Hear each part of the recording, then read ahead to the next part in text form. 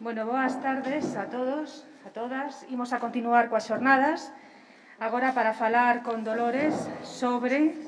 Sí.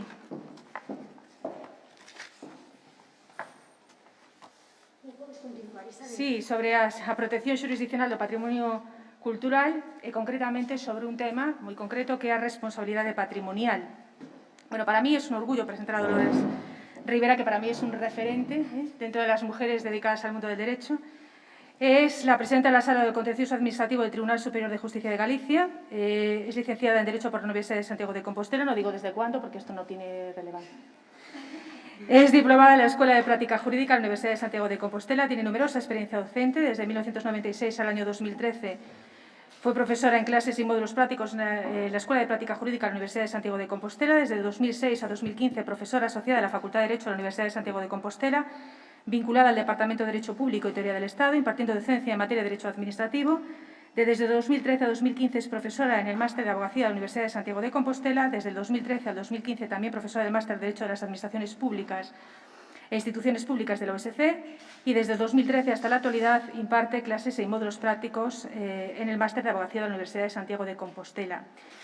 Tiene, no puede hacerlo, multitud de publicaciones y de participaciones en cursos. Voy a destacar por su relación con el patrimonio cultural la publicación Procedimiento de Declaración de Bienes de Interés Cultural, Aspectos Procedimentales y Ejercicio de la Acción Pública, en el CENTO, Cuadernos Digitales de Formación, volumen 57, y, por ejemplo, es organizadora, me consta, y directora del curso La Protección del Patrimonio Histórico y su conexión con el régimen urbanístico, que forma parte del plan de formación del Consejo General del Poder Judicial y que ya ha sido este año la segunda edición, hubo otra en el año 2019. Ha participado también en cursos, jornadas y actividades formativas, tanto organizadas por la propia Dirección Xeral de Patrimonio Cultural como por la Escuela Galega de Administración Pública.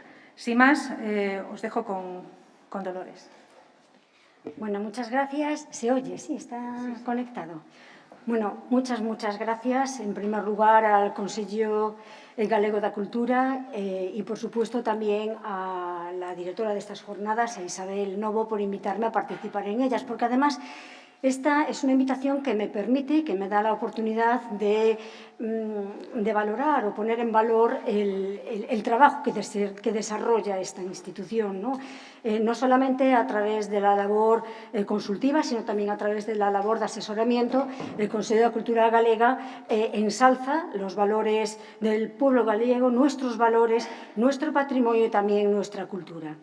¿Y cuál es mi aportación en estas jornadas? Bueno, pues mi aportación consiste en dar a conocer el criterio de los tribunales de la jurisdicción contencioso administrativa sobre las posibles vías de compensación económica de los daños y perjuicios que derivan de las limitaciones impuestas por la normativa sectorial de protección del patrimonio cultural. Y para hablar de esto, a lo largo de mi exposición, vamos a partir de un principio, ¿no? A partir de un principio de una afirmación que se extrae de la propia Constitución, del artículo 46, que es la que impone a los poderes públicos el deber, la obligación de garantizar la conservación del patrimonio cultural. Y, evidentemente, esta obligación es la que supone la necesidad de elaborar normas que impongan estas limitaciones al derecho de propiedad y, por tanto, es muy importante saber si esas limitaciones, esos perjuicios y daños que derivan del cumplimiento de estas limitaciones son susceptibles de algún tipo de compensación económica.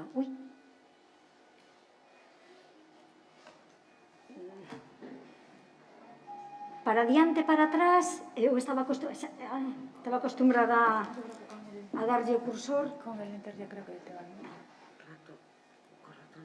Correcto. E non hai por...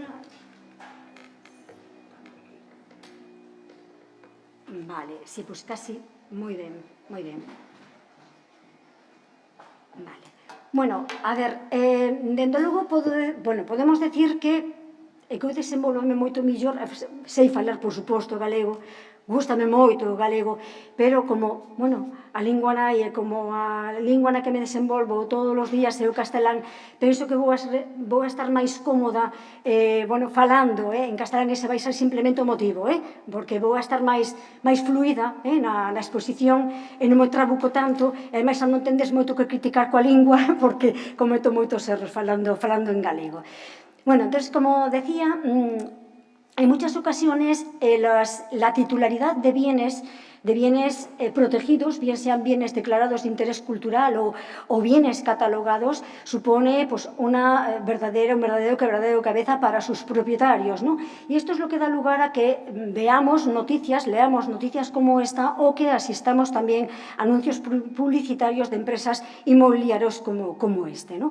¿Por qué? Bueno, pues porque las limitaciones afectan a todos los titulares, a los poseedores, y no solamente de bienes declarados de interés general o de bienes catalogados, de bienes protegidos en general, sino también de los bienes ubicados en su entorno de protección. Yo aquí no voy a hablar del deber de conservación que pesa sobre los propietarios, ni por tanto de esa posibilidad de compensación económica de los perjuicios que derivan de la obligación, del cumplimiento de ese deber de conservación. Yo me voy a centrar en esta intervención de hoy en la promoción inmobiliaria, es decir, ¿en qué supuestos y bajo qué circunstancias el promotor de unas obras privadas que en el desarrollo de su actividad se encuentran con estos obstáculos en la ejecución de las obras? Digo que en qué circunstancias y bajo qué circunstancias y en qué supuestos ese sacrificio puede tener una compensación económica. Y para eso vamos a seguir este guión. En primer lugar, me referiré, aunque sea brevemente, a la difusa distinción o separación de lo que es la privación de un derecho patrimonial y lo que es la delimitación legal, amparándose el legislador, es decir, la limitación legal que se hace del derecho de propiedad, amparándose el legislador en la función social que debe de cumplir. Esa función social, ese concepto jurídico indeterminado, que muchas veces los juristas, cuando tenemos que aplicarlos, no sabemos en qué alcance tenemos que darlo a la hora de ver, en el caso en particular, cuál es la proyección que se le debe de dar a la hora de buscar una solución correcta. En segundo lugar, también veremos que en muchas ocasiones, cuando el particular o el promotor inmobiliario quiere acudir a la vía de la responsabilidad patrimonial para solicitar una indemnización de los daños y perjuicios, la Administración primero y luego también los tribunales, para rechazar estas solicitudes, acuden a la inexistencia o apelan a la inexistencia de un daño antijurídico. También en este primer bloque hablaremos de la conexión con el ámbito urbanístico y la procedencia de indemnización de las vinculaciones singulares. Aquí estamos hablando de un ámbito de protección en donde se produce un claro enfrentamiento entre intereses privados y los intereses públicos, ¿no?, que a su vez se traduce en un claro enfrentamiento entre lo que por una parte es la conservación del patrimonio y por otra parte lo que es el desarrollo urbanístico. Y además hay que tener en cuenta que en esta materia las normas sectoriales de protección del patrimonio no suelen recoger fórmulas de equidistribución, ¿no?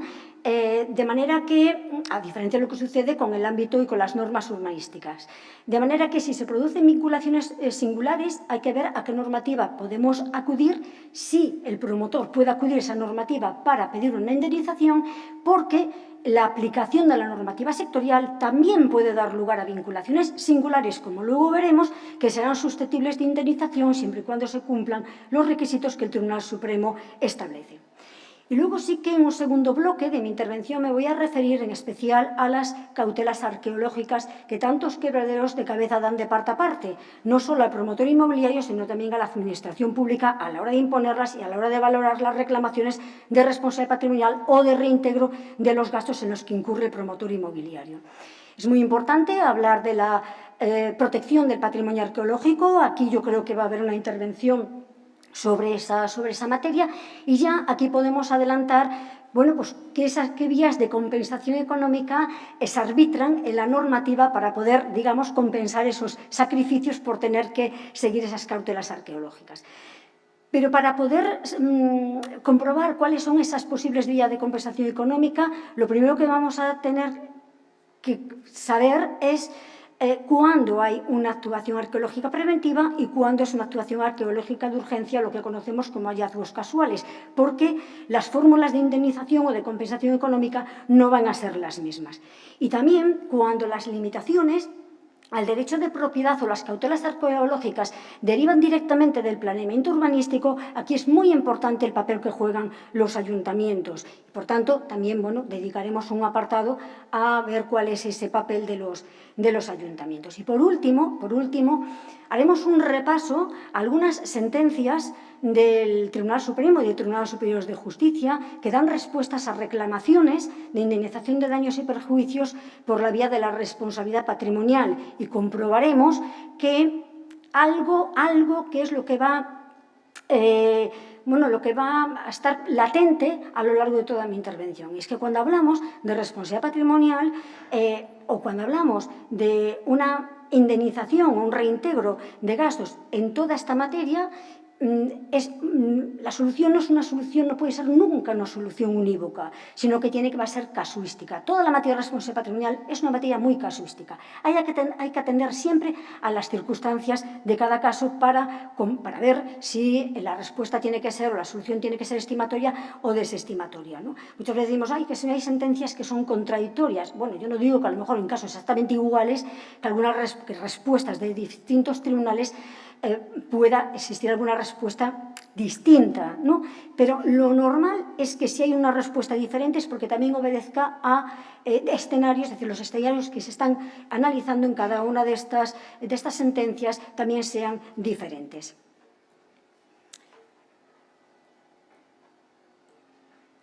Bien.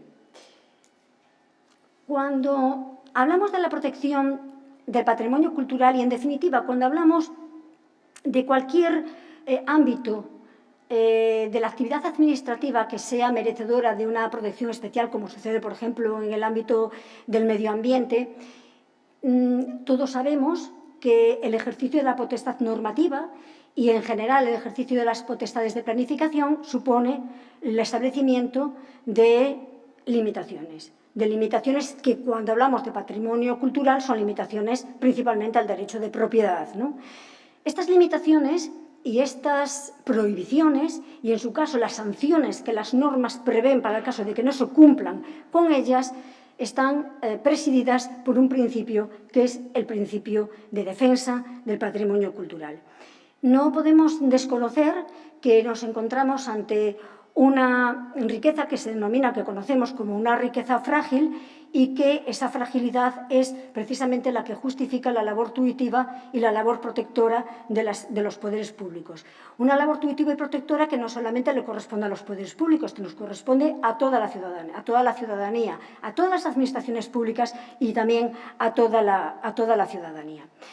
El Tribunal Constitucional, un poco valorando esta finalidad última de estas normas que imponen estas limitaciones, porque evidentemente hay que imponerlas, acude al criterio y a la función social que debe de cumplir el derecho de propiedad para, en algunas ocasiones, en muchas ocasiones, desestimar recursos de inconstitucionalidad interpuestos contra leyes que imponen estas limitaciones. Y esto, el alcance de la función social de la propiedad que analiza el Tribunal Constitucional, no solo es exclusivo del Constitucional, sino que también es propio del Tribunal Supremo cuando tiene que analizar, por razones de competencia, tiene que resolver los recursos interpuestos en materia de responsabilidad patrimonial del Estado legislador, ¿no? Entonces, ¿qué dice el Tribunal Constitucional? Desde sentencias ya muy antiguas, como es esta que citamos del año 1989, ¿en qué se fija? Se fija en la función social de la propiedad. Entonces dice, pues no podemos decir que estas limitaciones merezcan ningún reproche desde el punto de vista constitucional, porque el derecho de propiedad tiene que cumplir una función social que forma parte, que es parte integrante del derecho mismo. Estos son varios ejemplos de lo que estamos aquí diciendo, es decir, son ejemplos de sentencias en donde el Tribunal Supremo aplica esta doctrina de la función social del derecho de propiedad para dar lugar a desestimaciones, bien de recursos de inconstitucionalidad, en el caso de la sentencia del año 89 del Tribunal Constitucional, bien de reclamaciones de responsabilidad patrimonial del Estado legislador en estas sentencias que, bueno, pues veis que la última de ellas es bastante reciente, bueno, la última que se cita es bastante reciente, el mes de mayo del año 2021, a propósito de el recurso de inconstitucionalidad de la ley murciana de recuperación y protección del Mar Menor. Quizás en este análisis judicial de la función social de la propiedad nosotros lo tenemos muy complicado. Es muy difícil. Es decir, cuando hablamos de la función social es un concepto jurídico indeterminado y quizás la dificultad radica principalmente en comprobar que esa privación o esa limitación al derecho de propiedad no llegue a desnaturalizar el derecho de propiedad y no llegue a afectar a su contenido esencial. Porque si es así, entonces sí que estamos hablando de un despojo, como dice también en la sentencia de Constitucional, esta última que citamos, supondría un despojo de situaciones jurídico individualizadas que sí serían susceptibles de una compensación económica. Uy. Ahora sí que me... Ya está.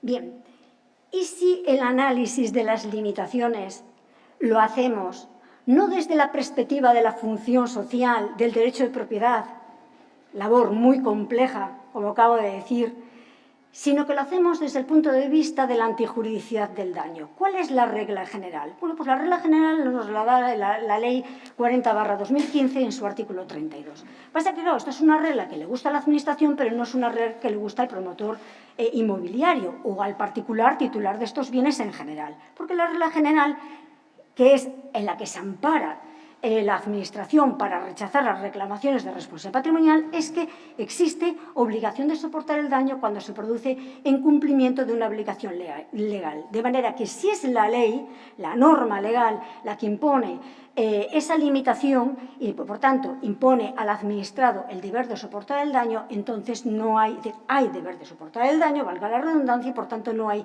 derecho de indemnización. Bueno, esta regla es una regla que ha sido muy socorrida para los tribunales, sobre todo los primeros pronunciamientos del Tribunal Supremo. Aquí cito alguna de esas sentencias. Bueno, me cito unas primeras del año 89, luego sí que es verdad pues, que ahí está del año 2010, posterior, y hay otras posteriores, ¿no? Pero bueno, tampoco se trataba aquí de citar todas las que las recogen. Y estas sentencias parten de dos premisas. En primer lugar, parten del objetivo de las limitaciones y, en segundo lugar, parten del alcance de la norma que recoge estas limitaciones. Entonces dice el Tribunal Supremo, bueno, si el objetivo de las limitaciones es la defensa del patrimonio cultural, a la postre estamos tendiendo a buscar una satisfacción de un interés público, con lo cual ya está justificado esa limitación y hay una obligación de soportarla. Y después también van al alcance de la norma. Y dice, hombre, y si estamos hablando de un alcance general de la norma, pues entonces claro que hay una obligación de soportar el daño por parte de cada individuo que integra el grupo de afectados por la norma, ¿vale? Pero estas sentencias, que repito, no son las únicas, simplemente son un ejemplo de las que siguen esta regla general, estas sentencias no constituyen un cuerpo de doctrina uniforme que se haya mantenido durante todos estos años de una forma consolidada. ¿Por qué? Porque luego hay otra tendencia, hay otro cuerpo de doctrina que se recoge en otras sentencias del Tribunal Supremo, y cuando hablo del Tribunal Supremo, pero también de otros tribunales, tribunales superiores de justicia, de juzgados, etcétera, etcétera, de las que son ejemplo esta que estoy citando del 28 de octubre del año 2015.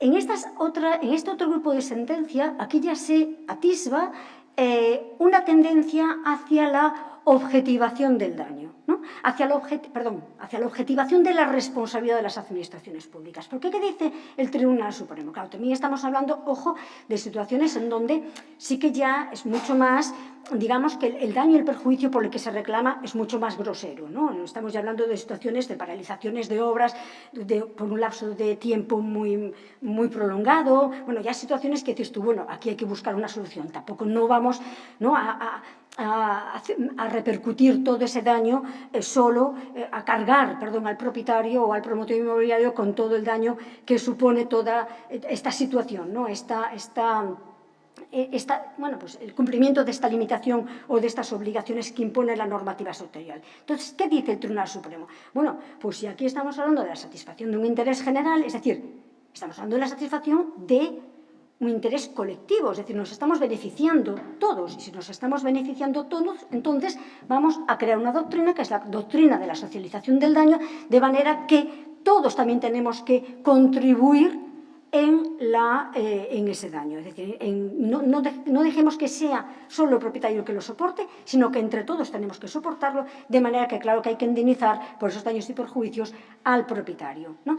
Estas sentencias, que hay muchas, y bueno, la Xunta de Galicia conoce unas cuantas que le hicieron bastante pupa, estas sentencias, por ejemplo, la del año 2015, el caso de Vigo, estas sentencias a mí me recuerdan mucho al principio de solidaridad que los tribunales hemos estado y seguimos aplicando cuando analizamos supuestos de responsabilidad patrimonial por negligencia sanitaria, es decir, por asistencia sanitaria, de la administración sanitaria. Por ejemplo, os voy a poner un ejemplo. El caso de una persona que, siguiendo las campañas de vacunación, ahora que tenemos la campaña de vacunación, ya no digamos de COVID, vamos, que eso sería perfectamente aplicable lo que voy a decir yo ahora, a la vacuna del COVID, sino también a la vacuna de la gripe. Tenemos unas campañas de vacunación, nosotros, atendiendo a esas campañas de vacunación, nos vamos a vacunar y ocurre que nos causan daño, la vacuna nos causa un daño, claro. La vacuna de la gripe, cuando causa daños, hombre, salvo que sea pues, simplemente pues, un eczema o eso, pero cuando causa daños puede llegar a causar daños muy graves, ¿no? El síndrome de Guillain-Barré, que luego deja secuelas muy importantes. Entonces, estos casos llegaron a los tribunales y decían, bueno, ¿qué pasa? ¿Aquí la Administración actuó correctamente? Claro que actuó correctamente la Administración, tanto a la hora de sacar adelante la campaña como a la hora de administrar esa vacuna, porque la vacuna estaba perfectamente administrada. No había ningún tipo de problema en la ejecución, en lo que es la maniobra o la que era la praxis de la administración de la vacuna. Pero claro, esto casi es muy parecido como lo que conocemos como el daño desproporcionado. Y dices, bueno, pero oiga, ¿yo qué pasa? Es decir, ¿yo qué hago? Yo me someto a la vacuna en beneficio de la salud pública en general, entonces dice el Supremo, vale, pues vamos a aplicar el principio de solidaridad. Si usted ha sido solidario y se ha sometido a la vacuna y ha sufrido un daño, nosotros le vamos a indemnizar por ese daño, ¿no? Entonces, sí que cuando surge esta doctrina de la socialización de los daños, pues a mí me recordó esa doctrina del principio de solidaridad aplicada en el ámbito de la administración sanitaria. Bien, entonces ya sabemos cuál es la regla general en el ámbito en el ámbito que estábamos viendo, responsabilidad patrimonial, y cuál es la regla general en el ámbito urbanístico. Bueno, pues viene a ser la misma. Es decir, el artículo 32 nos da una regla general en el ámbito de la responsabilidad patrimonial, que en principio hay una obligación de soportar el daño, en principio, hay esa obligación de soportar el daño. Bueno, pues en el ámbito urbanístico hay una regla equivalente, que es la que se recoge en el artículo 4.1 del texto refundido de la Ley del Suelo del año 2015. Si cito aquí el artículo 35b, de la Ley del Suelo anterior, del texto refundido anterior del año 2008, es porque todavía se sigue invocando este precepto cuando se trata de reclamar daños y perjuicios derivados de situaciones anteriores al año 2015, ¿no? ¿Cuál es la regla general? Bueno, pues si tenemos algún tipo, si hemos sufrido algún tipo de perjuicio derivado de los procesos urbanísticos, es decir, algún tipo de alteración en el estatus de bienes inmuebles de los que somos propietarios derivado de un proceso urbanístico, en principio, la regla general es que no tenemos derecho a indemnización. Pero hay excepciones. Hay excepciones. El artículo 4.1 ya finaliza diciendo que la determinación no confiere derecho a exigir indemnización, es decir, la determinación de las facultades y derechos y deberes del derecho de propiedad no da derecho a exigir indemnización, salvo en los casos expresamente establecidos en las leyes. Y uno de los casos es precisamente el de las vinculaciones singulares. Y así lo dice expresamente el artículo 48, el apartado B. Habla de las vinculaciones y limitaciones singulares que excedan de los deberes legalmente establecidos respecto de construcciones y edificaciones o lleven consigo una restricción de la edificabilidad o el uso que no sea susceptible de distribución equitativa. Y esto es aplicable cuando hablamos de la protección de patrimonio cultural. Pues claro que es aplicable. Pensemos, por ejemplo, en un plan que cataloga un bien debido pues, a sus valores históricos, culturales, arquitectónicos, etcétera, etcétera, ocurre que lo cataloga y le da, pues, consolida la edificabilidad y, por tanto, nosotros ya no podemos hacer ningún tipo de manipulación, ni alteración de ese bien debido a esa catalogación, ¿no? Pero ocurre que esa limitación de la edificabilidad hace que esa edificabilidad a la que ahora ya queda sometida esa edificación es inferior a la que tienen los bienes ubicados en el entorno. Cuando digo bienes ubicados en el entorno, ojo, no me refiero a bienes que estén ubicados geográficamente en el entorno, sino bienes que sean pues, de las mismas características, ¿no? Entonces, en este caso, aquí sí que estaríamos ante una vinculación singular que sí daría lugar a una indemnización. Esto ya ha sido tratado en muchas sentencias, tanto por el Tribunal Supremo como por Tribunales Superiores de Justicia. Ejemplo de ello lo tenemos en estas dos del año 2017-2018 respecto de los planes generales de ordenación urbana de Plasencia y de Las Palmas de Gran Canaria, y en estas sentencias es donde el Tribunal Supremo ya dice cuáles son los requisitos que se deben de cumplir para que esas vinculaciones singulares sean susceptibles de indemnización. ¿Cuál es la primera? Dice, pues que una ordenación urbanística ocasione una restricción del aprovechamiento urbanístico. Y, en segundo lugar, que resulte imposible compensarla a través de técnicas de distribución de beneficios y cargas de planeamiento. Lo que decíamos al principio, que en la normativa sectorial de protección de patrimonio no se recogen esas fórmulas de equidistribución, ¿no? Que sí se recogen, en cambio, en la normativa urbanística. Pues entonces nos vamos a la normativa urbanística. Vamos a detenernos un poquito en este último requisito, para citar una sentencia que me llamó mucho la atención, que lo analiza. Esta sentencia es esta sentencia del Tribunal Superior de Justicia de Asturias del 30 de noviembre del año 2020. Fijaros, se trata de una edificación que se incluye en el catálogo urbanístico de Gijón y en el proyecto de revisión del Plan General de Ordenación Urbana de Gijón, y donde se consolida su edificabilidad, ¿no? Y se le limita en un 30%. Esto no había ninguna técnica de compensación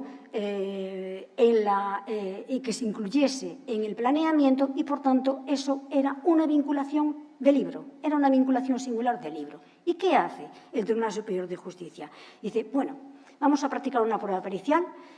Se practica una prueba pericial en donde el perito dice que esa compensación sí que se podía conseguir de alguna manera, que era ofreciéndole la oportunidad al promotor o al titular de la edificación de elevar la altura por una de las fachadas del edificio, ¿no? Pero claro, eso no lo decía el plan, eso lo decía un informe pericial, ¿no?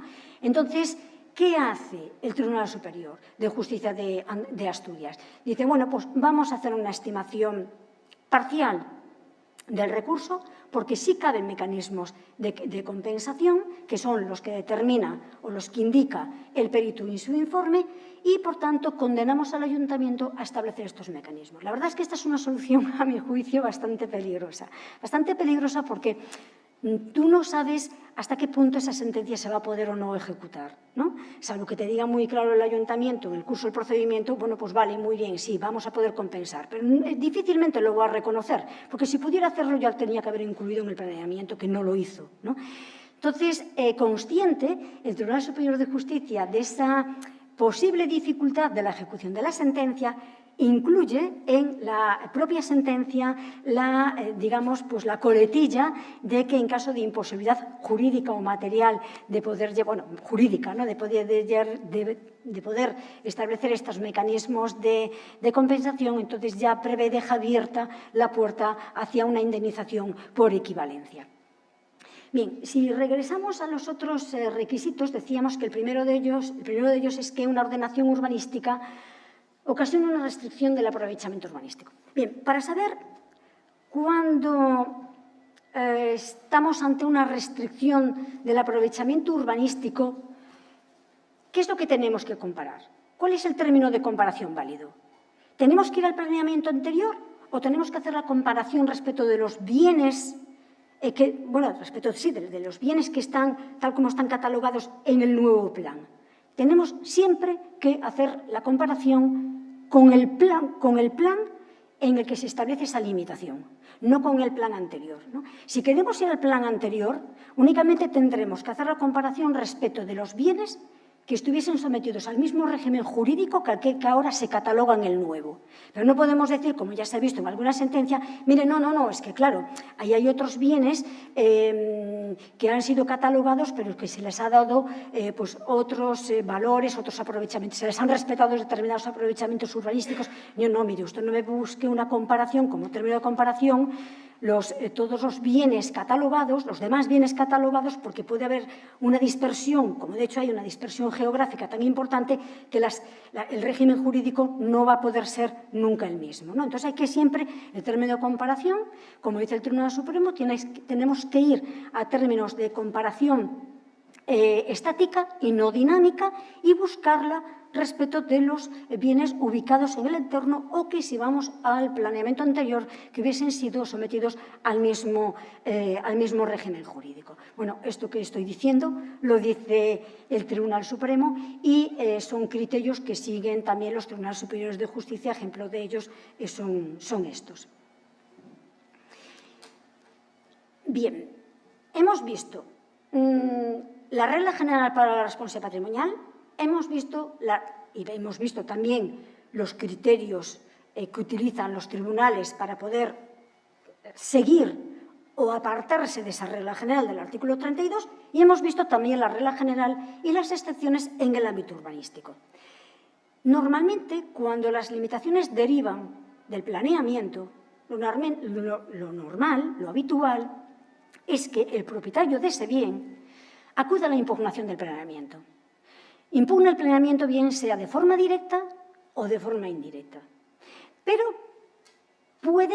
hay casos en donde no lo hace y en donde para poder pedir lo normal es que, digamos, impugna el planeamiento porque no establece esas técnicas o esas formas de equidistribución y diga, bueno, mire, si usted quiere imponer una vinculación singular, es decir, si quiere usted establecer una serie de medidas que suponen una vinculación singular, entonces usted compénseme de alguna manera y esa compensación que se refleje ya en el propio planeamiento. Si no se hace, yo voy a impugnar el planeamiento para que se haga. Y subsidiariamente, en esa demanda, en ese recurso, yo ya pediré una indemnización económica por si no se puede hacer, ¿no? Según lo que hemos visto hasta ahora. Pero ese propietario puede hacer esa misma petición, evidentemente no la nulidad del planeamiento, pero sí esa petición de compensación económica directamente por la vía de la responsabilidad patrimonial, sin necesidad de tener que impugnar el planeamiento. Ojo, tanto de forma directa dentro del plazo de los 2 meses desde que sale publicado, como pasó en el anterior caso, el catálogo, pues sale publicado, la revisión del plan sale publicado, tengo 2 meses y lo impugno. Como por la vía indirecta mediante la impugnación de actos denegatorios de lo que nosotros queremos y que nos lo deniegan porque el planeamiento no lo permite. Podemos entonces acudir a la vía de la responsabilidad. Y si acudimos a la vía de responsabilidad, en estos casos lo normal es que citemos normativa urbanística, que citemos las normas que están en el texto refundido de la Ley de Suelo. ¿Y eso se puede hacer? Pues sí, el Tribunal Supremo lo ha permitido, ¿vale? Esto no solamente es que lo haya permitido el Tribunal Supremo, sino que de la mano de la doctrina del Tribunal Supremo, los Tribunales Superiores de Justicia también lo están admitiendo. Bien, vamos a entrar entonces ahora en el bloque de la protección del patrimonio arqueológico y de las posibles vías de compensación económica de las limitaciones y de las cautelas arqueológicas. Yo no sé cuánto tiempo me queda, a lo mejor... 15, 20 minutos. Bueno, bien. Vale. Vale, perfecto. Bien. Para hablar de la protección del patrimonio arqueológico tenemos que partir primero de la normativa internacional que recoge esta protección, porque a la postre es la normativa que recoge los principios que han inspirado tanto la normativa estatal como la normativa autonómica. Dentro de la normativa estatal tenemos la Ley de Patrimonio Histórico Estatal, en cuyo artículo 40 se recoge una definición de patrimonio arqueológico. Bueno, se recoge una definición de patrimonio, incluye el patrimonio arqueológico, y yo aquí, como un apunte a mayores, que no tiene que ver con la ponencia, pero bueno, ya que estamos hablando del artículo 40, que sepáis que el anteproyecto de ley por la que se va a modificar esta Ley de Patrimonio Histórico ya introduce en este artículo la definición de patrimonio subacuático. Es curioso porque, en las ponencias que tuvimos del Consejo General de Poder Judicial decía una cosa muy acertada, Isabel, y es que la Ley de Patrimonio Histórico va por detrás, pero muy por detrás. Han retirado el proyecto, ¿eh? ¿Qué? Han retirado el anteproyecto. ¿Ya está retirado? Sí, sí. Digo, la semana pasada. Sí, hace nada. Retirar el proyecto, lo comentó esta mañana Carlos. Ya en todo, en Supongo general. que le harán una revisión general, claro, me imagino. Las propuestas han sido tantas que Ya. supongo que hará una revisión Ya. general. Bueno, hombre, esto no estaba mal, ¿eh? Introducir Sería la única cosa buena. Esto no estaba mal, pero se introducía la definición de patrimonio subacuático, ¿no? Cuando las comunidades autónomas, bueno, que tenemos costa donde va, que tenemos ya en nuestras leyes una definición de patrimonio subacuático. Bien, estas son las leyes autonómicas de las 17 comunidades autónomas que también recogen previsiones normativas, bueno, previsiones, artículos que destinados a la regulación de las cautelas arqueológicas y de la protección del patrimonio arqueológico, ¿no? Bien, cuando hablamos de patrimonio arqueológico y de las posibles vías de indemnización, de compensación económica, nos podemos colocar en dos escenarios distintos. Por eso decíamos al principio la importancia de distinguir entre lo que son las actuaciones preventivas y las actuaciones de urgencia o hallazgos casuales. Los dos escenarios en los que nos podemos encontrar son los siguientes. En primer lugar, aquel promotor inmobiliario que quiere ejecutar obras en zonas que ya son objeto de protección arqueológica o en las que se presume que existen restos arqueológicos. Y el segundo escenario es aquel promotor inmobiliario que, bueno, pues un terreno, una zona que no es ni objeto de protección, ni siquiera hay ninguna presunción de restos arqueológicos, inicia las obras y descubre restos arqueológicos, ¿no? En ambos casos, al promotor inmobiliario, al propietario de los terrenos, se van a ocasionar una serie de perjuicios, claramente, objetivos, es decir, no nos estamos inventando nada, objetivos.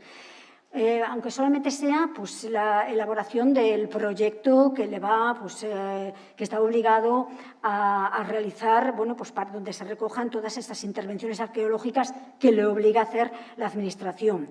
Ya no digamos, pues también el hecho de tener que paralizar las obras mientras no se gestiona la posibilidad de museizar los restos hallados o de obligar a una conservación in situ de las estructuras arqueológicas descubiertas, etcétera, etcétera, etcétera. Entonces, ¿estos perjuicios son indemnizables? Pues vamos a abrir aquí un paréntesis, porque vamos a hablar primero del papel de los ayuntamientos, el patrimonio arqueológico, que nos ayudará también luego a dar respuesta a esta pregunta. En cuanto al papel de los ayuntamientos, bueno, algunos de los que estamos aquí, que trabajamos en ayuntamientos, que conocemos muy bien a la Administración municipal, por dentro sabemos que el papel es muy importante porque el desarrollo urbanístico realmente puede representar una verdadera amenaza para la protección del patrimonio cultural. Entonces, ese deber de colaboración que le impone no solamente la Ley de Patrimonio Estatal, sino también la normativa autonómica, no solamente de colaboración, sino que estas obligaciones de protección dirigidas hacia los ayuntamientos, si la Administración autonómica tiene que actuar de forma responsable, los ayuntamientos también tienen que hacerlo, ¿no? Esta labor tuitiva de la que hablábamos al principio, que se extiende también a la ciudadanía y que es predicable a todos los poderes públicos, ahí están los ayuntamientos. ¿Y cómo se proyecta esta obligación de defensa? Bueno, pues se va a proyectar a través del planeamiento urbanístico y de la concesión de licencias.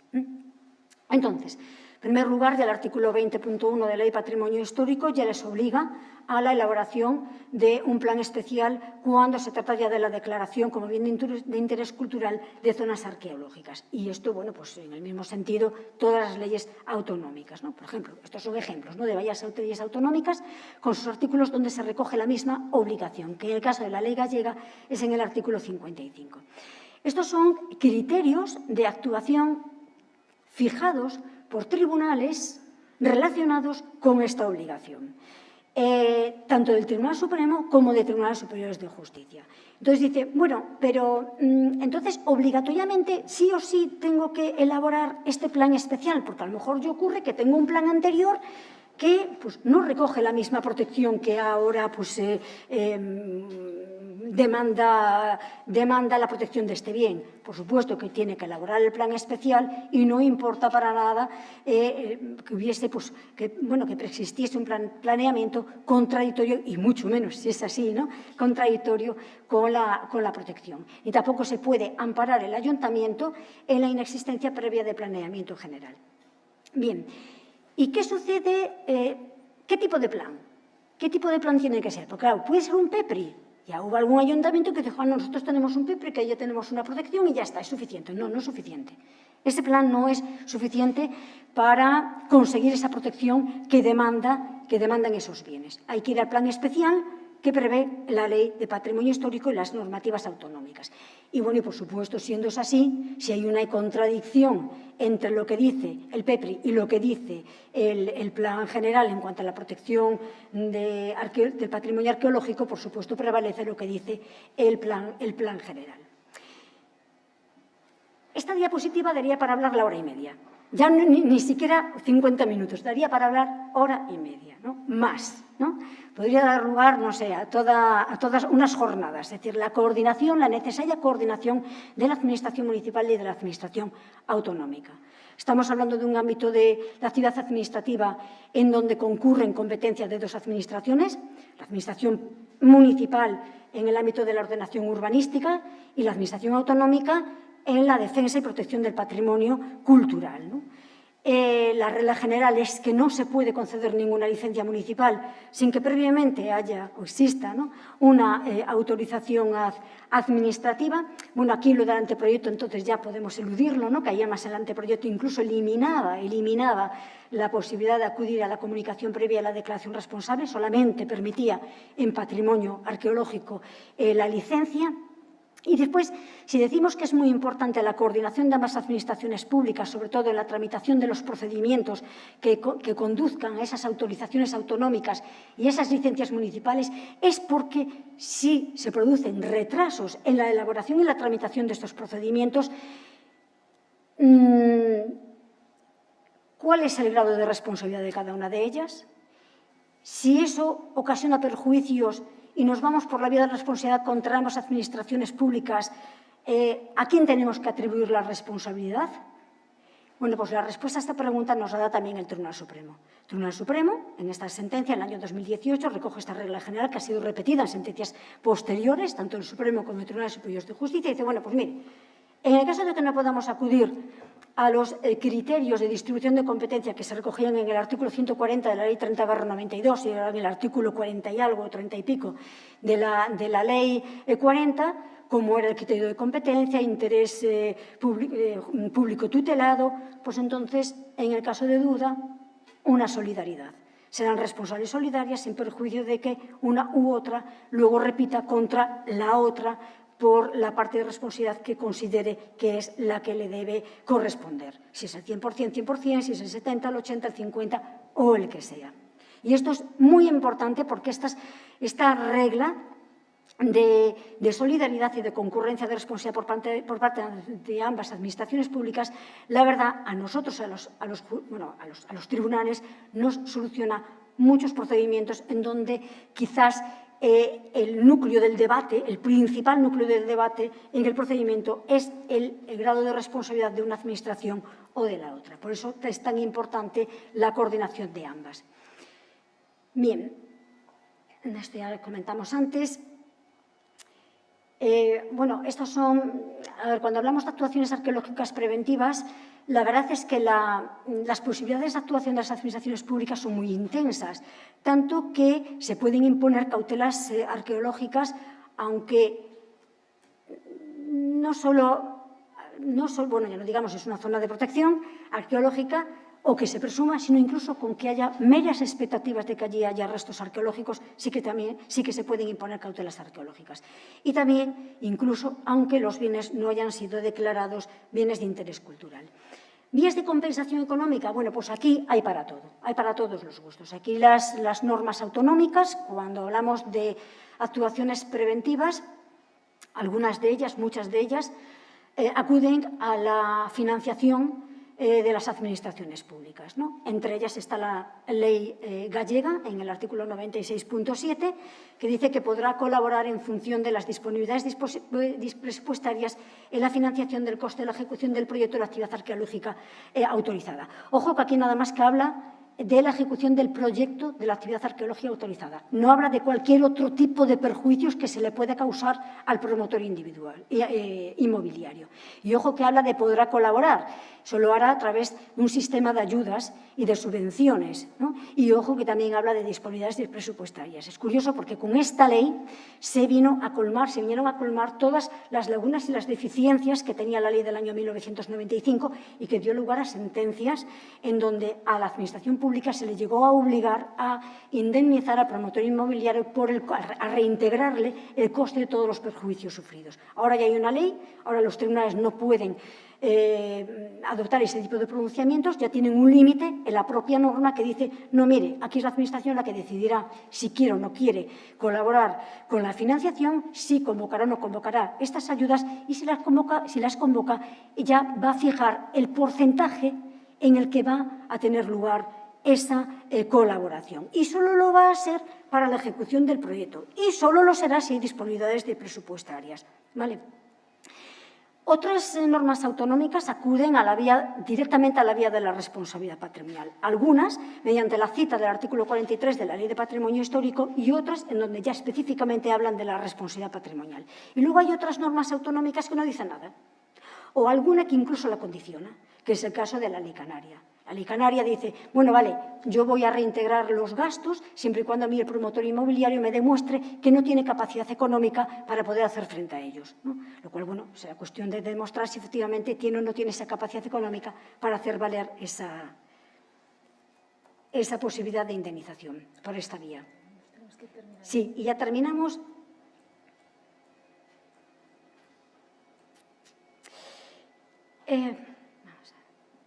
Bueno, las obligaciones del descubridor, comunicación inmediata, entrega de los objetos hallados, paralización de las obras de forma inmediata, sobre quién recae la obligación de paralizar las obras, pero lo que me interesa es esto.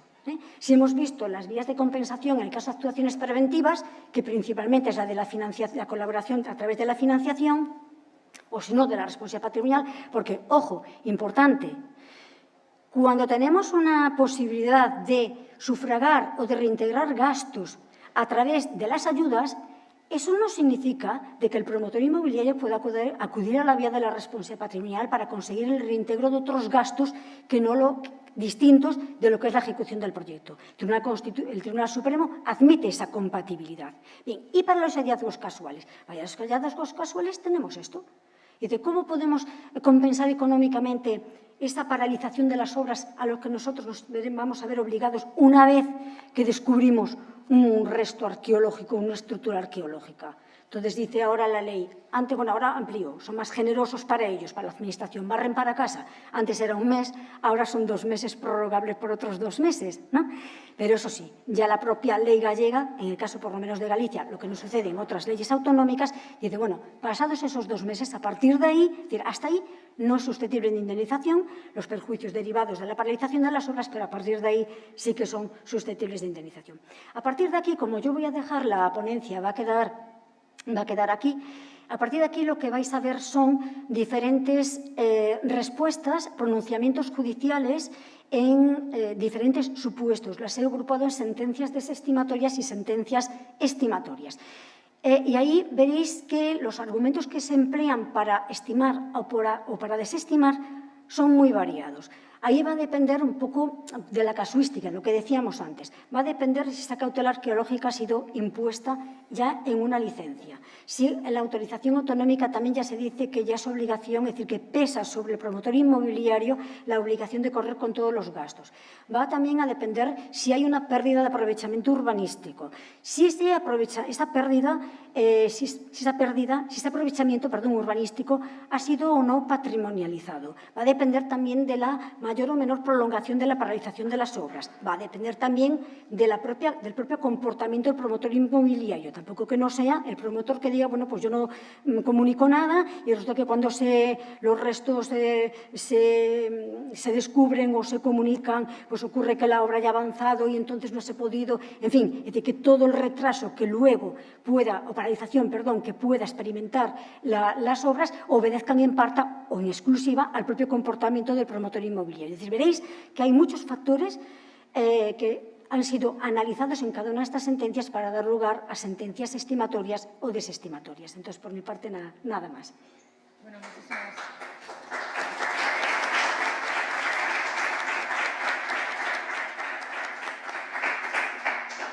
muchísimas muchísimas gracias, Dolores, por la exposición, que es un tema que yo sé que requeriría de muchísimas horas para poder tratar todos los asuntos. Esta mañana incluso comentamos, como tú bien sabes, que es otro tema, el de la visita pública y el tema relativo a la indemnización, si encajaría o no la responsabilidad patrimonial, que yo pienso que no, pero hay otras muchas materias más, incluso sobre esto, sobre los que has comentado, que yo creo que requerirían un análisis todavía mucho más amplio que nos daría para horas, ¿no? No sé si hay alguna pregunta, si Antonieta tiene alguna pregunta.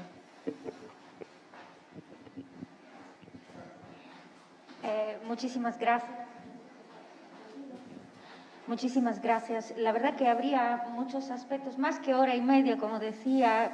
Yo creo que necesitaríamos una semana entera mínimo, ¿no?, para desarrollar todos esos aspectos. Pero hay uno que quisiera aquí, que me ha llamado especialmente la atención, si he entendido bien, es la referencia al principio de solidaridad, cuando no está claro el reparto de competencias, ¿no? Y me llamaba especialmente la atención porque en Italia, por ejemplo, se ha razonado exactamente al opuesto. Es decir, cuando no está claro el reparto de competencia, se razona por el principio de la competencia residual. Y como la Constitución italiana le da la competencia residual a las comunidades autónomas, por ejemplo, en este caso, o sea, en el caso, en términos generales, y luego a las entidades locales, pues razonando en estos términos, pues allí la competencia, el Tribunal Constitucional la ha individuado por las entidades en base a ese principio, vamos, no de solidaridad. Y también especialmente, sin embargo, por lo contrario, por lo que se refiere a la protección del paisaje, en base al artículo 9 de la Constitución italiana, allí ha ido razonando más en términos de competencias sobre temas transversales. Es decir, hay áreas donde no está claro que estén específicamente atribuibles al Estado central, por ejemplo, o a la región o a la comunidad autónoma, porque son subáreas implícitas que tiene que ser el juez constitucional a desarrollarlas, o sea, a encontrarlas, para poder decidir quién es competente. Es decir, desarrolló esas dos directrices, en ciertas maneras, una diferente para la protección del paisaje y luego, en términos generales, lo que se aplica es el principio de la competencia residual.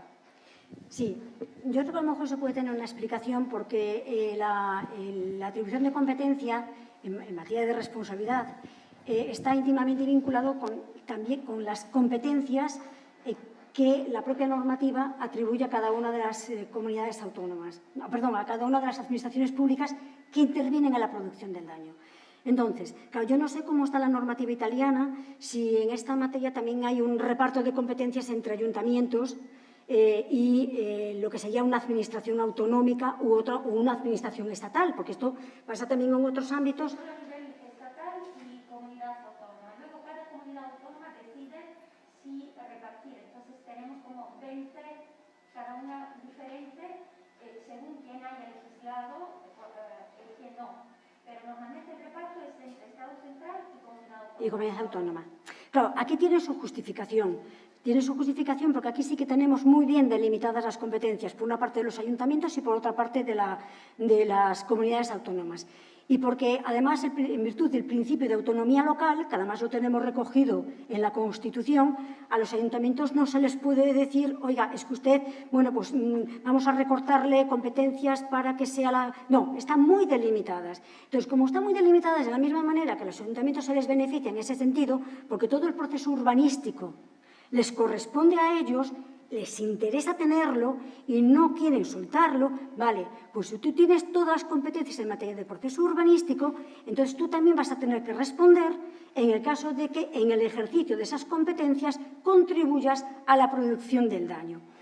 La sentencia que yo citaba del Supremo, en donde se fija el criterio de la atribución de responsabilidad en términos de solidaridad, responde a situaciones en donde las cautelas arqueológicas o las limitaciones en general en este ámbito se imponían o derivaban o se imponían en el planeamiento urbanístico.